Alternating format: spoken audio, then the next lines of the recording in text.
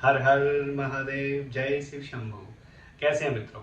मैं आचार्य शिवम वशिष्ठ आज आपको बताऊंगा, अगर आपके घर कलह प्रवेश कर गई है, कलह के उपाय बताऊंगा कि क्या एक छोटा सा उपाय आपके जीवन की जो कलह है उसको शांत कर सकता है। कौन कौन सी कलह को शांत करेगा? मन मुटाव हो जाता है पति पत्नी में, या आपका बेटा जिद्दी है, जिसमें जो कलह करता है उसी को ये उपाय करना चाहिए। या माता पिता के साथ कोई पुत्री कलह करती है तो पुत्री को भी साथ लेके आप जा सकते हो, या पुत्र करता है तो पुत्र को आप साथ लेके जा सकते हो। पति पत्नी आपस में नहीं बनती तो आप दोनों जने ही जाओगे। ऐसा नहीं है किसी और के नाम का हम लोटा चढ़ा रहे हैं तो उससे हमारे घर में शांति मिल जाएगी, नहीं। जो कलह करता है उसको दर्शन करना अनिवार्य है, उसको जाना व्यक्ति को जरूरी पड़ेगा। तो आप बात करते हैं, जैसे कलह होती है, पिता और पुत्र की नहीं बनती, माता पुत्री की नहीं बनती, या पति पत्नी में नहीं बनती है, तो आपको कच्चा दूध लेना है और गंगाजल मिलाना है। दूध की मात्रा अधिक रखनी है और गंगाजल, पीतल का पात्र ले सकते हो, आपके यहाँ जैसी व्यवस्था हो पीतल का पात्र आप ले सकते हो। उसमें अच्छा सा दूध भरो शुद्ध और गंगाजल डाल दो, और शिव जी के मंदिर में जाइए, शिवलिंग पर पूर्व की तरफ मुंह करके। अगर आपके यहाँ कलह ज्यादा रहती है तो दो ही दिशाएं, या तो पूर्व की तरफ मुंह करके या उत्तर। तो इन दोनों में से जो श्रेष्ठ आती है वो उत्तर दिशा है। आप उत्तर दिशा की तरफ मुंह करके, अपना मुंह उत्तर दिशा की ओर होना चाहिए आपका। आपने एंट्री करी, आप पूर्व दिशा में जल चढ़ा रहे हैं। कई चीजों में आता है कौन सी दिशा में हमें जल चढ़ाना चाहिए, तो आपको उत्तर दिशा में मुंह करके जल चढ़ाना है। वो जो दूध और गंगा ले जाएंगे पति पत्नी बैठकर, और जितनी पतली धार आपको बांधी जाए उस लोटा से, जितनी देर में आप चढ़ा पाए। ऐसा नहीं आप गए फटाफट आपने चढ़ाए और चल दिए, नहीं। आप जितनी धीरे और पतला धार करके चढ़ाएंगे उतना ही शिव जी प्रसन्न होंगे। आप धीमे धीमे करके आप चढ़ाइए उसे, 10 मिनट, 5 मिनट, 4 मिनट, जितनी देर से देर आप उसमें लगाएंगे चढ़ाने में, उतने ही आपको शांति मिलेगी। और मन को शांत रखिए, उस शिवलिंग पर आप चढ़ाना प्रारंभ करिए।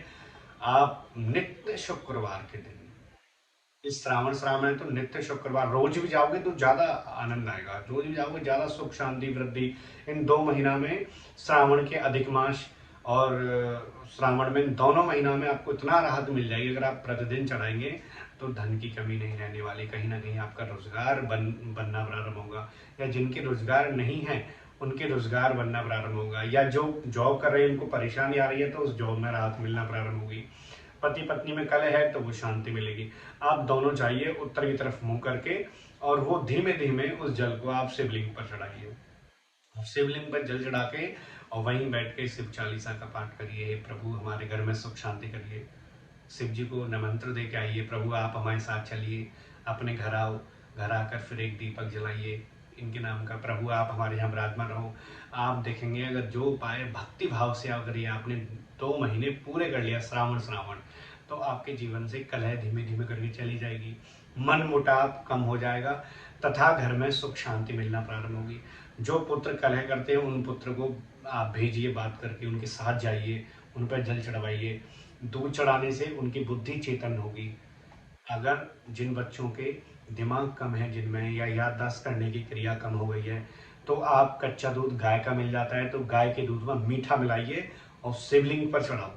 प्रतिदिन चढ़ा सके तो प्रतिदिन चढ़वाइए, और नहीं बृहस्पति के दिन, शुक्र के दिन इनमें चढ़वाइए।